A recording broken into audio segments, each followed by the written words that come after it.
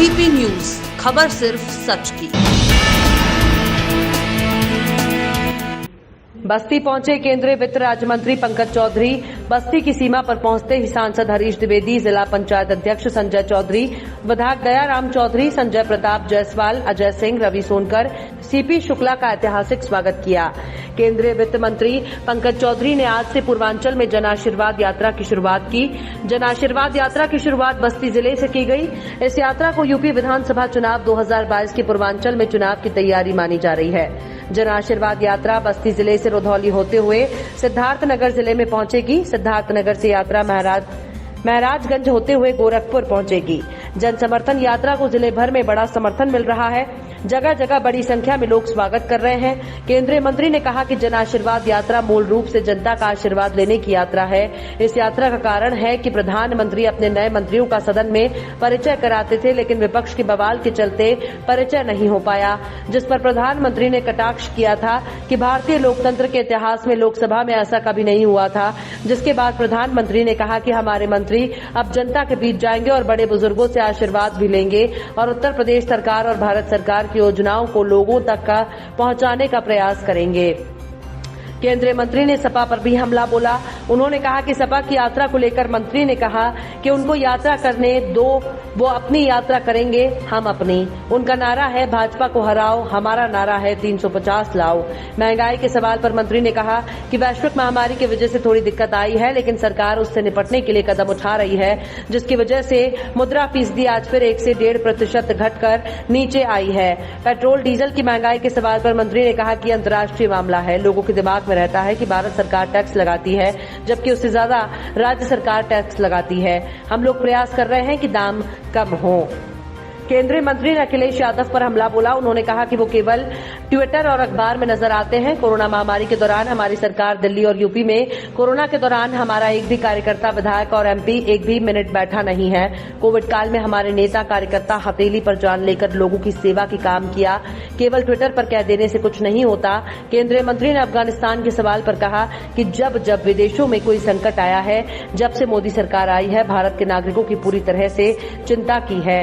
चाहे यमन में युद्ध छिड़ा, हमारे विदेश मंत्री वीके सिंह जाकर कैंप कर 400 भारतीयों को वहां से सुरक्षित निकाला, बल्कि 200 विदेशों को भारत लाकर उनके देश पहुंचाने का काम किया।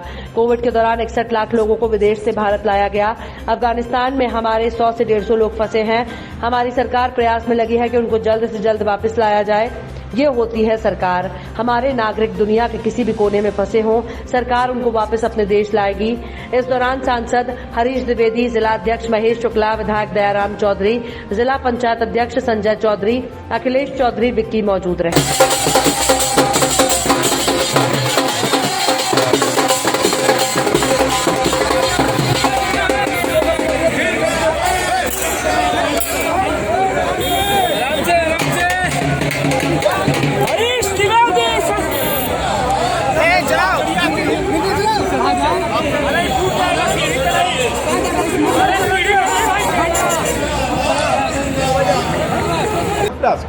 अखिलेश सरकार ने कहा कि मुझे राम भगवान को पकड़ने की जरूरत है, मुझे विकास पकड़ने की जरूरत है। इस पर आप क्या कहें? केवल ट्विटर पे, अखबारों में। आज कोविड काल से लेकर अब तक हमारी सरकार दिल्ली में भी है, उत्तर प्रदेश में भी है, लेकिन एक मिनट भी हमारा भारतीय जनता पार्टी का कार्यकर्ता, चाहे विधायक, चाहे एमएलए, एमपी, कोई बैठा नहीं है। आप लोग के ही माध्यम से सबको पता चलता होगा कि भारतीय जनता पार्टी क्या कर रही है। कोविड काल में जो हमारे कार्यकर्ताओं ने जान पे हथेली ले रख करके और जनता की सेवा करने का काम किया, और आज हमारे जिला अध्यक्ष एक दिन भी चैन से सो नहीं पाते हैं, जनता की सेवा में ही लगे हैं। तो केवल ट्विटर पे कह देने से कुछ नहीं होने वाला है। भारतीय जनता पार्टी अपना काम कर रही है। अंत्योदय जो हमारा मकसद है, अंत तक हम विकास पहुँचाने का प्रयास कर रहे हैं। यही हमारे काम है। अभी ऑक्सीजन की कमी नहीं हो लगातार मुख्यमंत्री ने कहा कि सोशल मीडिया में लगाम हो रहा है, ट्विटर को लेकर उसके सीईओ इंडिया से हटा दिए गए। तो आप लोग सोशल मीडिया अध्यक्ष क्यों रखेंगे? देखो, सोशल मीडिया और ट्विटर का एक उनका अपना संस्था है। वो किस पे लगा रहे हैं, किस पे नहीं लगा रहे हैं, हर चीज़ को सरकार से नहीं जोड़ना चाहिए। आपकी सपा ने भी अपनी एक नई यात्रा शुरू की है, जन क्रांति बड़ी यात्रा। तो करने दो भैया, हम अपना कर रहे हैं, उनको अपना करने दो। भाजपा को हराओ, और हमारा नारा है कि 350 लाओ।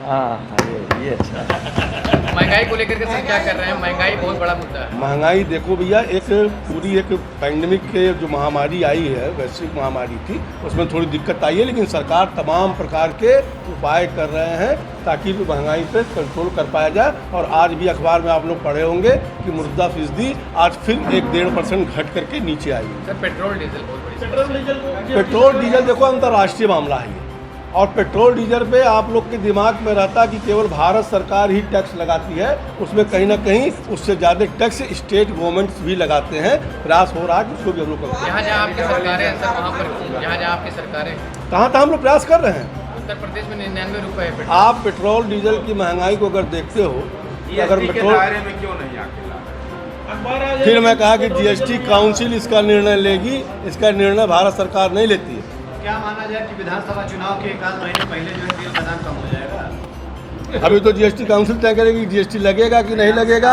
अंतर्राष्ट्रीय बाजार तय करेगा कि दाम कम होगा कि नहीं। है कि जब विदेशों में कहीं भी संकट आया है, जब से मोदी सरकार आई है, भारत के नागरिकों की पूर्णतः चिंता किया है। चाहे यमन में युद्ध छिड़ा, हमारे विदेश मंत्री वीके सिंह जा करके वहाँ कैंप करके अपने 400 भारतीयों को देश पहुँचाने का काम किया, बल्कि 200 विदेशियों को भी भारत पहुँचाकर उनके देश पहुँचाने का काम किया। अभी जब कोविड का महामारी आया, 61 लाख लोगों को विदेश से भारत लाने का काम हमारी भारत सरकार की। आज अभी हमारे 100-150 लोग अफगानिस्तान में भी फंसे हुए हैं, हमारी सरकार उस प्रयास में लगी है, उनको भी जल्द से जल्द छुड़ाकर हम भारत ले आवें। ये होता है सरकार कि अपने नागरिकों का, चाहे दुनिया के किसी कोने में हो, उनकी जिम्मेदारी हमारी सरकार की।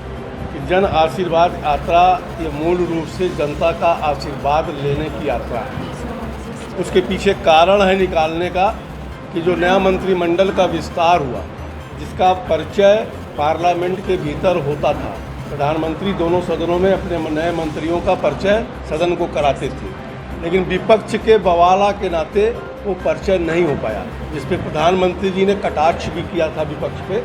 ये कोई नई परंपरा पड़ रही है, अभी तक के भारतीय इतिहास में, भारतीय लोकसभा के इतिहास में, संसद के इतिहास में ऐसा कभी नहीं हुआ था। तो उस पर भी प्रधानमंत्री ने कहा कि अब हमारे मंत्री स्वयं जनता के बीच में जाकर अपना परिचय भी देंगे और अपना बड़े बुजुर्गों से आशीर्वाद भी प्राप्त करेंगे, और भारत सरकार की और उत्तर प्रदेश सरकार की जितनी योजनाएं हैं उसको ज़मीन तक पहुंचाने का प्रयास